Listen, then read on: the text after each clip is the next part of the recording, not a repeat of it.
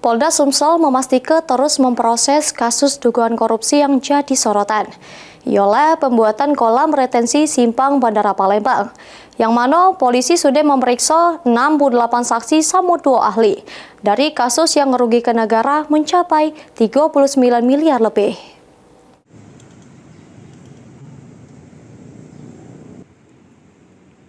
Subdit Tipikor Ditreskrimsus Polda Sumsel sudah memeriksa 68 saksi sama 2 ahli jeru kasus dugaan korupsi pembuatan kolam retensi simpang Bandara Palembang.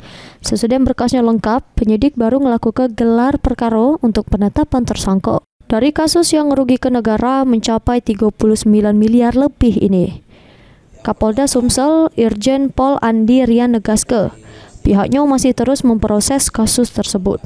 Jenderal Polisi Bintang 2 ini juga selalu mendorong serta mengawal kasus dugaan korupsi yang jadi sorotan masyarakat.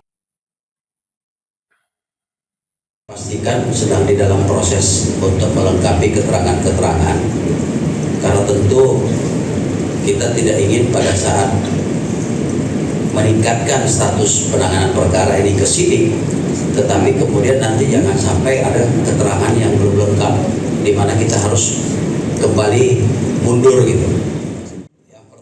Polda Sumsel memastikan proses penyelidikan bakal terus berjalan sampai tuntas, sehingga pihaknya netap ke siapa yang harus bertanggung jawab atas kasus tersebut.